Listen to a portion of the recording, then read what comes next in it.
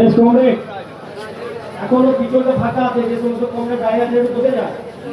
এখন করতে থাকি আমরা আমাদের কর্মীদের বলি যে একবার ননগর পর্দা খুবসারা জমিন দিয়ে এইসব অঞ্চল দিয়ে দেখে আসবে যে আমাদের কর্মীরা কেমন, সেখানকার মানুষ কেমন। তারা ফিরে গিয়ে বলে যে সত্যি এই এলাকার মানুষ কেমন। আজকে মানুষ আপনাদের সুযোগ করে দিয়েছে কাজ করার। আপনারা শুনেছেন, সবাই বলেছে যে কি অসুবিধার মধ্যে আমরা আছি, মানুষ আছে, আমরা কেউ ভালো না। সাথী কমরেড, মঞ্চের কমরেড সভাপতি, অন্যান্য আরো আমাদের সিনিয়র কমরেড লিডার,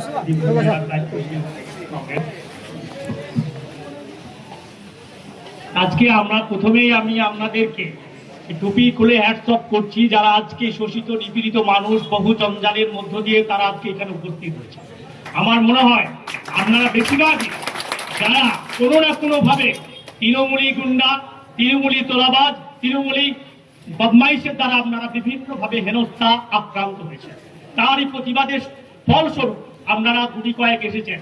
নগরের মানুষ তো শুধু এই কথা না, আরো আছে, তাদেরকে সংগঠিত করতে হবে এবং এই তৃণমূলী গুন্ডাদের গুন্ডামিকে বন্ধ করার জন্য যা যা করার দরকার রাস্তায় সবসময় আমাদেরকে থাকতে হবে। করবে এই নতুন গ্রাম বহু বহু ঘটনার সাক্ষী, ঐতিহাসিক সাক্ষী।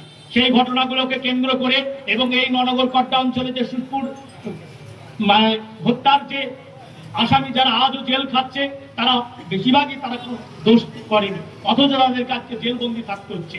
তারই প্রতিবাদ করার জন্য তার সেই শপথটা আমাদেরকে এখন আবার এই 15 বছরের পর আবার আমাদেরকে নতুন ভাবে দিতে হবে, যাতে করে আগামী দিনে আমরা এই এলাকা থেকে সমস্ত ভাবে তোলাবাজ, দুর্নীতিবাজ এবং জমিচোর থেকে সমস্ত অপরাধকে সরিয়ে দিতে হবে। আমরা আজকে যেখানে উপস্থিত হয়েছি, নতুন সরকার তৈরি হয়েছে, নতুন সরকার তৈরি হয়েছে, অনেকেই খুশি, হয়তো অনেকে আমার কমরেডরাও অনেক সময় রেখেছিলাম না আমরা খুব খুশি, একটা যা পরিবর্তন হয়েছে, কিন্তু না কমে আমরা কেউ সব গেছে, খরিদ সব এসেছে, এদেরকে দিয়ে সুখ পাওয়ার কিছু নেই। কারণ এরা আরো বেশি ভয়ঙ্কর, এরা গোটা ভারতবর্ষকে তন্দ্রত করে দিচ্ছে। সেই যুক্তিতে, সেই মহিমাতে আপনি যদি দেখেন তার চতুর্দিকে লক্ষ্য করবেন যে কিভাবে কৃষক, ক্ষেত মজুর, শ্রমিক, ছাত্র, যুব সারা ভারতবর্ষে আজকে অবস্থান, করুণ অবস্থার সম্মুখীন।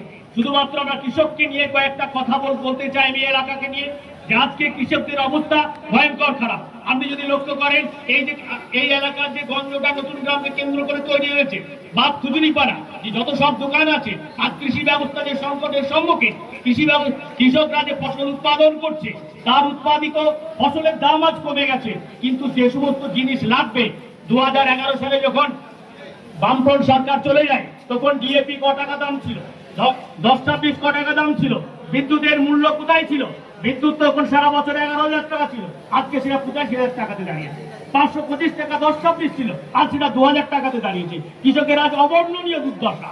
এই দুর্দশা থেকে মুক্তি পেতে গেলে পারে কৃষক, ক্ষেত মজুরদেরকে নিয়ে, এবং শুধু কৃষক, ক্ষেত মজুর না, এই যারা দোকান করে বসে আছে তারা হয়তো ভাবছিল, একটা শুধু ভাবতো আমরা যখন টাকা তুলতে যেতাম যে এদের টাকা তোলার শেষ নেই, দোকান পয়সা শেষ নেই। আজকে যখন হাজার হাজার টাকা তাদের কাছে নিচ্ছে, তখন তারা কি বলছে না আগেকার বামফ্রন্টই ভালো ছিল, আগেকার লোকই ভালো ছিল। শুধু এরা না, আমরা যারা ধর্মীয় নেতা, এই কদিন আগে কুরবানি হলো, আমরা এই এলাকা মুসলিম প্রধান এলাকা, যে মানুষ কুরবানি নেবে সেটাও স্বস্তির সঙ্গে দিতে পারেনি আমার এলাকার ভাইয়েরা। অত্যন্ত দুঃখের, অত্যন্ত লজ্জার যে স্বাধীনতা এত বছর, 75 বছর পর এসে আমরা নিজের কুরবানি দেবেন, আমরা ধর্মীয় স্বাধীনতাকে হরণ করে নিয়েছি। সেই স্বাধীনতা আজকে স্বীকৃত নয়। যেভাবে, যে অবস্থার মধ্য দিয়ে আমি ঘাস খাবো না গরু খাবো না শুয়োর খাবো, সেটা আজকে রাষ্ট্র ঠিক করে দিচ্ছে। এটা চলতে পারে না। এটাকে বামপন্থীরা এর আগেও বলেছে, আগামী দিনেও বলতে হবে যে এই সমস্ত জিনিস চলতে পারে না।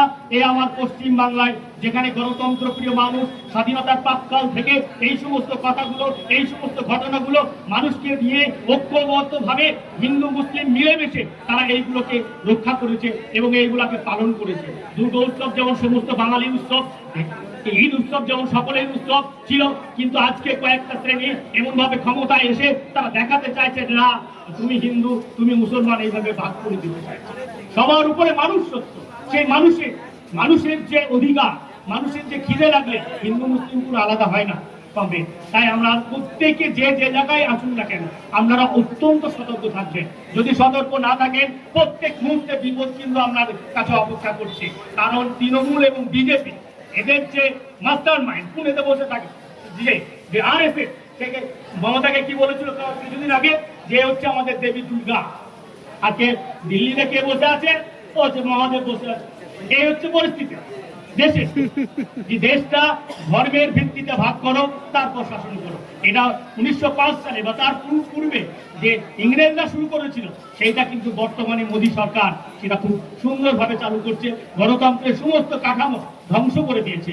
আপনি দেখবেন যে সেখানে ইলেকশন কমিশন পর্যন্ত এই এসআইআর এর নাম করে আমাদের হাজার হাজার ছেলে মেয়েদেরকে, হাজার হাজার মা বোনেদেরকে আজ রাস্তায় দাঁড় করে দিল। আশ্চর্য দেশ আমাদের। এই দেশে জন্মগ্রহণ করেছে, এই দেশে তার বাবা মার বাড়ি, অথচ বলছে সে নাগরিক নয়। এ কোন দেশ? এটা কি ভারতবর্ষ? এটা কি পশ্চিম বাংলা, যেখানে বিনয় বাদল জন্মগ্রহণ করেছিল, যেখানে রবীন্দ্রনাথ জন্মগ্রহণ করেছে, যেখানে নজরুল জন্মগ্রহণ করেছে? আজকে একটা মেয়েকে বলছে তুমি ভারতবর্ষের নাগরিক নও। আশ্চর্য দেশ। তুমি বাংলাদেশি, বাংলা কথা বলো মানে তুমি বাংলাদেশি। তুই বাঙালি ছেলে মেয়েদের কিন্তু ভারতবর্ষে লিঞ্চিং করা হচ্ছে, অপমানিত করা হচ্ছে, যখন সে বাঙালি বা মুসলিম যদি হয় না। এটা চলতে পারে।